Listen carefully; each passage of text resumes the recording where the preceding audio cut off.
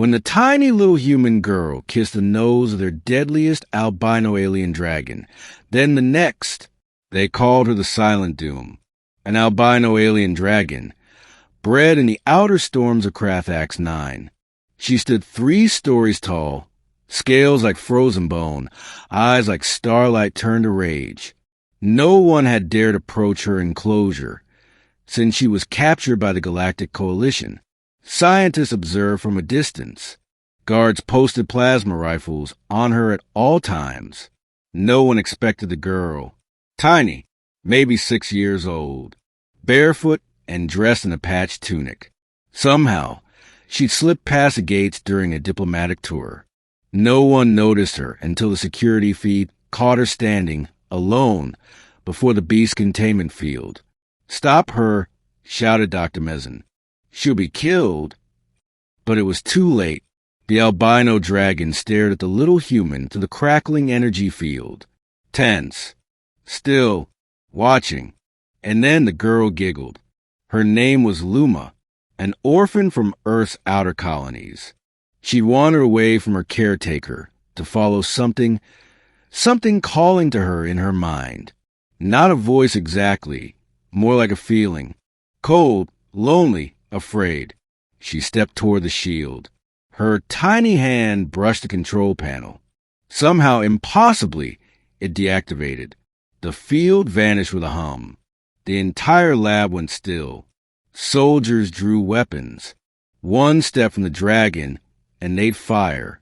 The beast raised its head. Her jaws parted. Clawed limbs flexed. Luma didn't flinch. Instead, she walked right up to the dragon's nose, her little fingers brushing against the scarred snout, and kissed it. The dragon froze. And then she purred.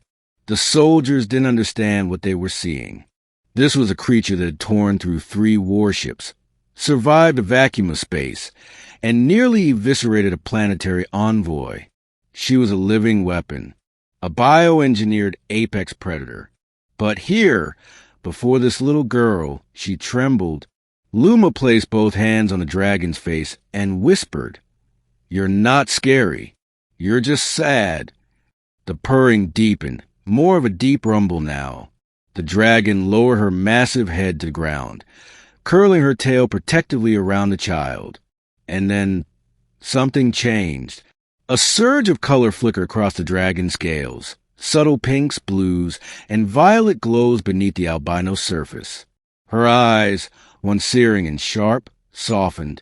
The girl had done something no chemical, no device, no language translator ever could. She'd calmed her. She'd connected. Dr. Mezen demanded explanations. So did the coalition officials.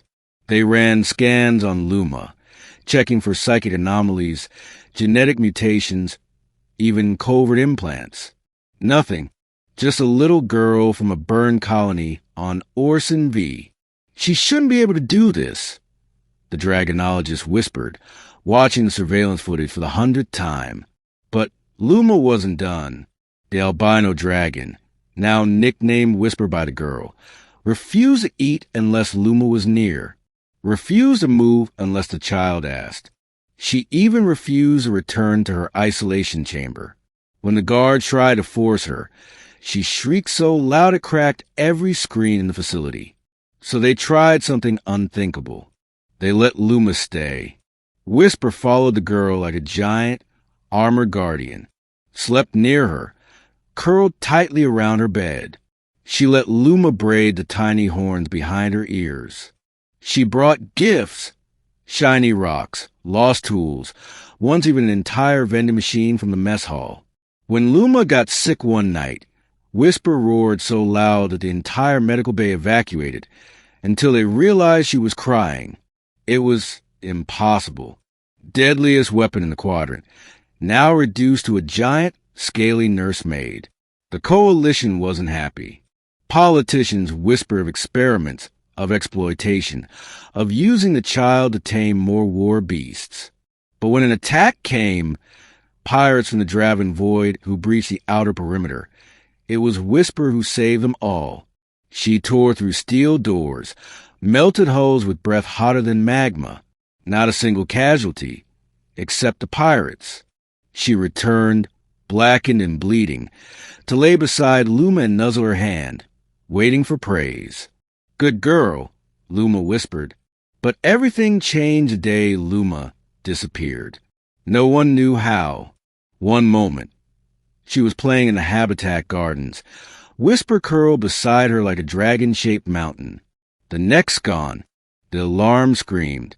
Every camera scoured footage. Whisper tore through half the facility looking for her. Her grief shook the moon base itself. Some said they saw her eyes glow white. Her scales crack with fury. Then she took off.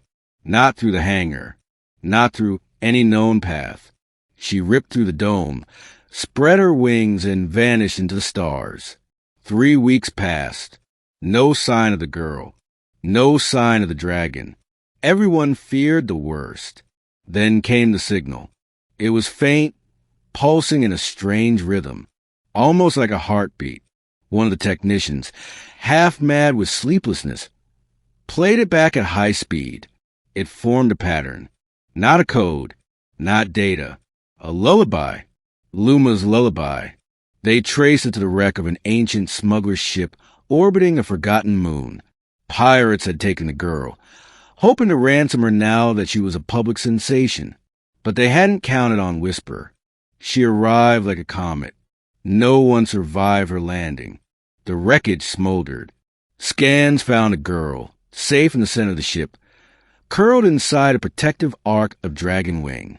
Whisper had shielded her from the blast of her own fury. The coalition ship arrived hours later, and there they were, the dragon's massive body, wounded, barely breathing, and the tiny human girl cradling her snout, singing that same soft lullaby. When the medics came, Luma wouldn't let go. "She saved me," the girl said simply. "Now I save her." They patched the dragon, rebuilt her wings. She never left Luma's side again. Years passed. The girl grew. The dragon aged. And their bond only deepened. They were inseparable. Where one went, the other followed. Luma became the first human ambassador to the draconic species of the Rim Worlds. Whisper served as her guardian, her voice, her shadow. They brokered peace treaties with once hostile races. They calmed wars before they began. Enemies bowed in awe to the white-scaled titan and the little girl who had tamed her. And everywhere they went, people asked the same question. "How did you do it?"